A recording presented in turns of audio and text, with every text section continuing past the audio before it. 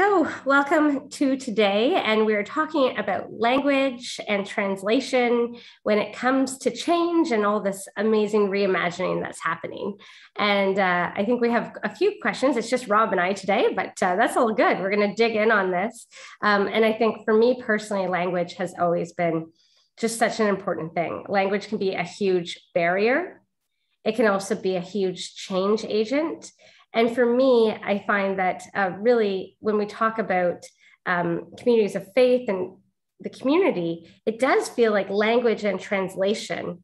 Once we figure it out and we're kind of speaking that same language, all of a sudden things are possible in ways that it wasn't before. And yet the reverse is miscommunication of how that can fester and turn into like this all self-fulfilling prophecy and pieces is just... it can be so beautiful and it can be so damaging. And I think when we looked at this language and translation, just wanted to dig into today in 2021, what does it mean within the communities of faith and within society? And like, what are some of the things that we need to start translating? But Rob, you had lots of thoughts about language too. Language is, and work in the church has really taught me about the complexity of communication and kind of the malleability of language. Like language is a symbolic representation of an experience and thoughts and an intention, and the intentions are always more complicated than the language can actually carry. So you have to have some common assumptions for it to work, and those change in a time of change. You were asking about miscommunication, and I thought, oh, what? I was kind of had a stymie around what a miscommunication was. And then Kelly came home and she said, oh, by the way, I need your car this afternoon because Graham needs mine to go to work and I have a doctor's appointment. Fine. So then I go upstairs a few minutes later and she says, oh, no, I got the wrong day. I don't need your car. Okay. A few minutes later, she says, okay, I got to go to the doctor's. I said, wait a minute. You just said you got the wrong day and you don't need the car. She said, oh, yeah, no, the wrong day. Graham's doesn't have to go to work today, so he doesn't need my car. I can drive mine. I don't need yours. Just some simple arrangement like that, the assumptions that are happening with the language in my mind. I thought she was talking about one thing. She was talking about something else. And sometimes it can be life or death. I remember running with the kids. We're crossing a road, and I saw a car that Graham didn't see, and I yelled Graham's name. And he thought I was chasing him. He goes faster. Robin yells, stop. He stops. The car goes by and I see the mirror ruffle his shirt. Like he'd have been dead. He'd have been dead. And Robin said, all I saw was your face turn white. These are just simple one-word commands and you can get completely wrong. So when it comes to things like what kind of nuances are you projecting when you say for profit, for example, in the church? What kind of assumptions come with that in people's minds? And, for me, modern, for example, when I was growing up, modern meant contemporary, maybe futuristic. Now it means probably laden with some really outdated assumptions of control and rationalistic thought and boxes. Language changes. And so what I've realized is language is a consensus. It's not a system. Language is an ongoing consensus. And we're always in the process of negotiating what these symbols mean when we use them. You see it clearly across generations. You also see it in a time of change.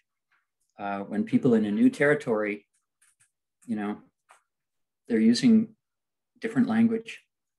Oh, and so it's really interesting in that all the changes in the structures that we had over the last few years, a big part of that was actually language. So we've called it congregations and, community church. And I know that there's people who have said to me, well, we're really a spiritual center, or like, what does the language of church and what comes with that?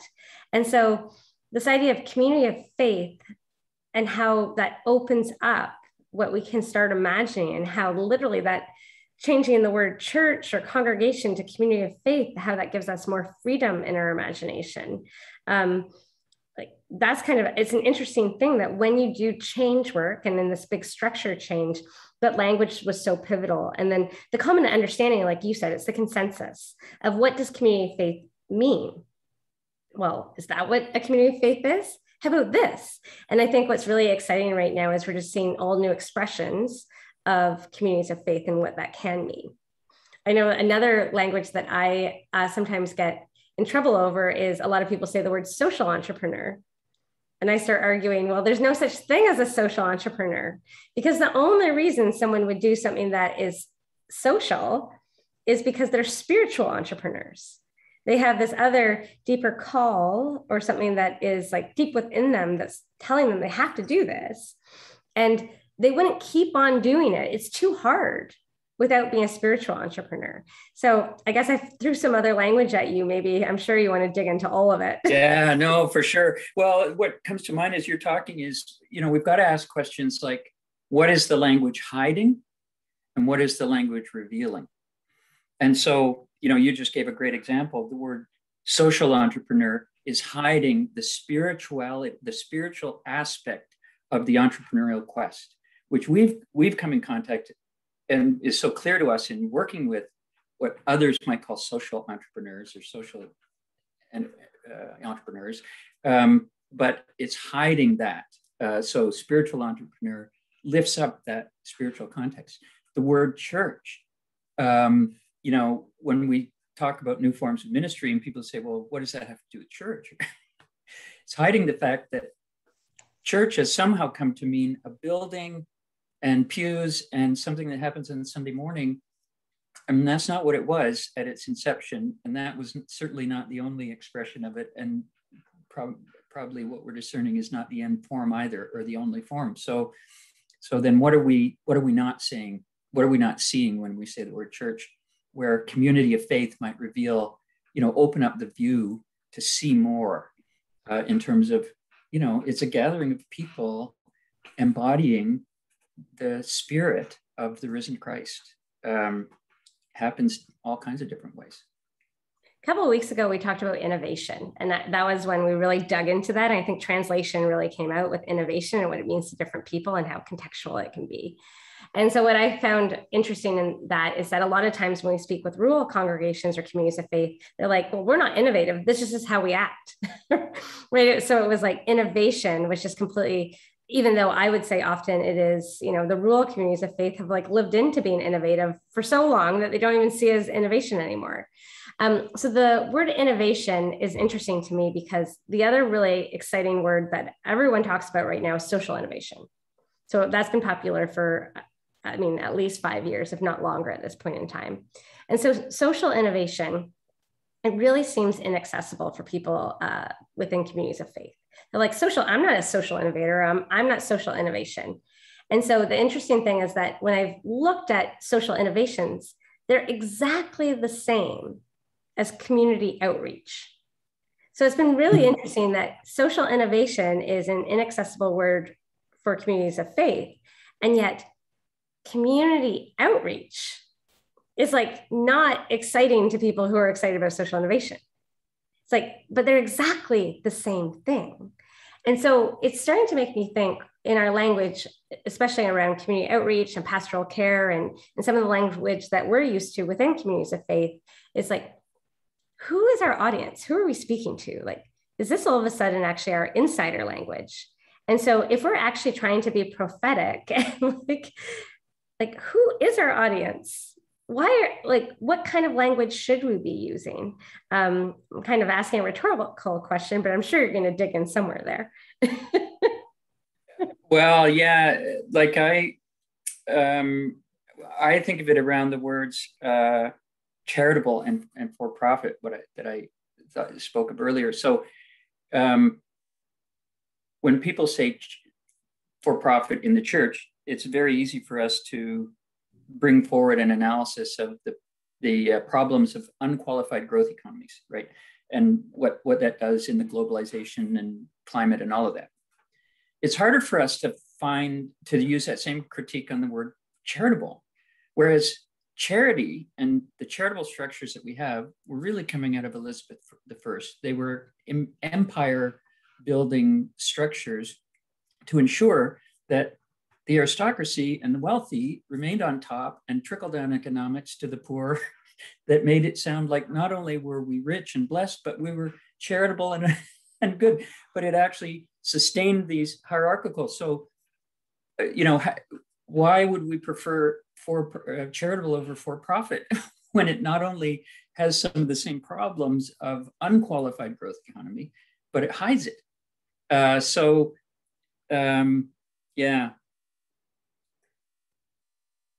Enterprise, the sharing of goods, take for-profit out of it. Business is the exchange of goods. It's the exchange of the gifts that God has entrusted us so that we can share them with others. And it's mutual. And that mutuality is really important. So maybe we discard charitable and for-profit and talk about mutuality, or shared participation is the word I like to use when I talk about Edge's model. We bring gifts and others bring gifts, and it makes it sustainable. Right. And that's that consensus again. Like, as long as we have consensus about the language we're using. Yes. Yeah. That's the harder part for me. We're getting the consensus.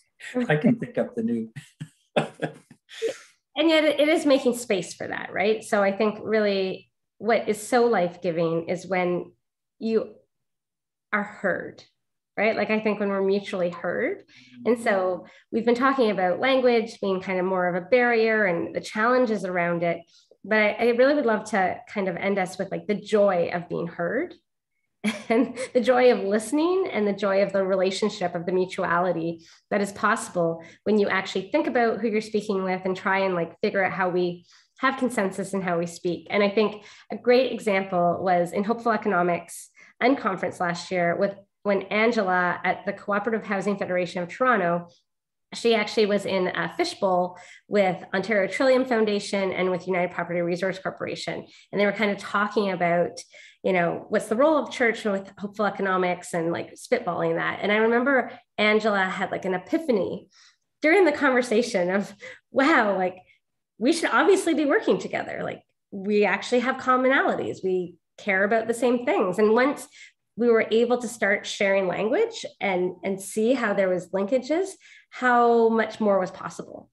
And she ended up going back to her organization, again, the Cooperative Housing Federation of Toronto, and found out that their roots were actually in United Church. It was actually United Church people who had done some of the initial fundraising to get it off the ground and all the initial volunteers. And like the founder of it was like, oh yeah, long roots in the United Church. And yet the translation of that had been completely lost.